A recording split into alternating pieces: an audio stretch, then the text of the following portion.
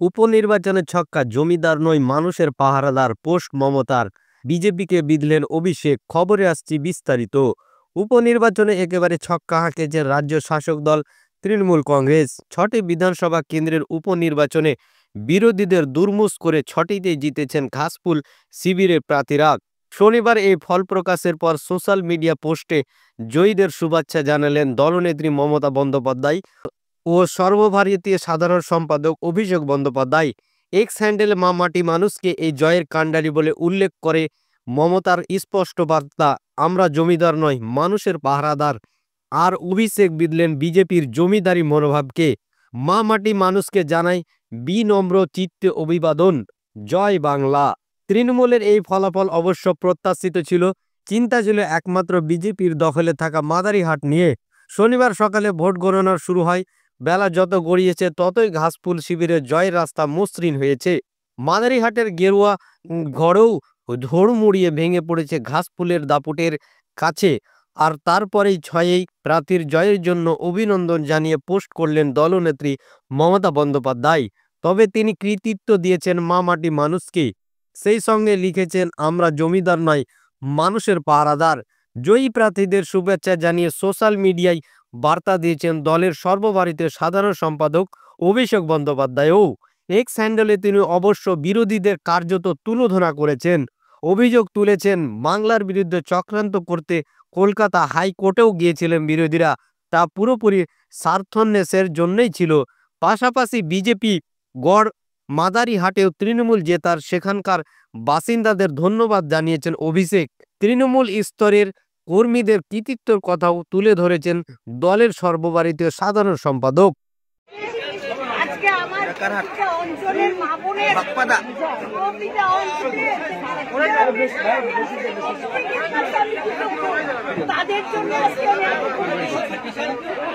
জয় বাংলা।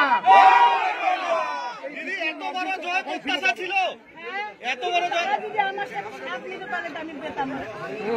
তাদের জন্যই আমি পেয়েছি। আজকে মা বোনরা ঢেলে ভোট দিয়েছে। উন্নয়নের জন্য মা বোনরা ঢেলে ভোট থেকে মায়েরা বেশি, বোনেরা বেশি হয়েছে। সেই জায়গা থেকে আমি বলবো যে প্রত্যেকটা মা যারা আছে তাদের ছোটদেরকে আমার ভালোবাসা। বিজয়ের জন্য কি চিন্তা ভাবনা আছে? এই জয় আমি জনগণের উদ্দেশ্যে করছি, জনগণ জনার্দন। তারপরে আমি আমার দিদি মমতা বন্দ্যোপাধ্যায়কে প্রণাম জানাচ্ছি আর অভিষেক বন্দ্যোপাধ্যায়কে ধন্যবাদ জানাচ্ছি। প্রথম কাজ কি থাকবে দিদি? প্রথম কাজ আমি সার্টিফিকেট আনিনি, আনন্দ করবে আমি সার্টিফিকেট নিয়ে আসি।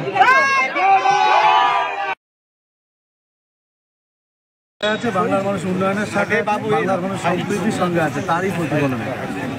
এই জয় কি প্রয়াত বাবাকে উৎসর্গ করবে? হ্যাঁ, অবশ্যই। এটা বাবাকে তো অবশ্যই উৎসর্গ করবে এবং আমার ভোটটা হাড়োয়াবাসীর কাছে উৎসর্গ করবে। এই হাড়োয়া বিধানসভা নির্বাচনে প্রার্থী হবে জল্পনা তৈরি হয়েছে। গোষ্ঠীদ্বন্দ্ব তখন ছিল না, একটু ভুল বোঝাবুঝি ছিল, সেটা সব ঠিক হয়ে গেছে। নাহলে এত বড় মার্জিন কি করে হয়? সবাই নিজে মানে কাজ করেছে, মাঠে নেমে কাজ করেছে, আমি নিজে দেখেছি। ওসব কোনো নেই। আজকে জয়ের ব্যাপারে কথা হচ্ছে, আমরা অত্যন্ত আনন্দিত এবং আমি সমগ্র হাড়োয়াবাসীর আমার নেতৃত্বকে এবং হাড়োয়াবাসীকে আমি অভিনন্দন এবং এই ব্যবধান বলে দিয়েছি। এটা মানুষ বলতে আর কিছুক্ষণ অপেক্ষা করুন, দেখতে নেই। আপনি কি জয় প্রত্যাশিত করেছিলেন? হ্যাঁ, অবশ্যই। আমরা জানি যে একটা বড় মার্জিন হবে। আপনারা আমাকে অনেকবার প্রশ্ন করেছেন, আমি শুধু বলেছি যে আপনারা অপেক্ষা করুন, একটা বড় জয় ওখানে হাড়োয়ারবাসী আগামী দিনে দিতে। আপনার নিকটতম প্রতিদ্বন্দ্বী আইএসএফ অনেক পিছনে, কারণ মানুষ নেই ওনাদের সঙ্গে। মানুষ মমতা বন্দ্যোপাধ্যায়ের সঙ্গে আছে, মানুষ সম্প্রীতির সঙ্গে, উন্নয়নের সঙ্গে, ঐক্যের সঙ্গে আছে। আমরা আগাগোড়ায় বলি। গণনা শুরুর আগে বিজেপি প্রার্থী বলেছেন যে হুমকির মুখে পড়তে হয়েছে, আইএসএফ রিগিংয়ের অভিযোগ করেছেন, তারপরে এই বিপুল ব্যবধানে জয়। একদম না, এটা সব বাজে কথা। মানুষ নেই ওনাদের সঙ্গে, ওনারা এজেন্ট দিতে পারেনি, এখন অনেক রকম কথা বলছেন। মানুষ, বাংলার মানুষ মমতা বন্দ্যোপাধ্যায়ের সঙ্গে।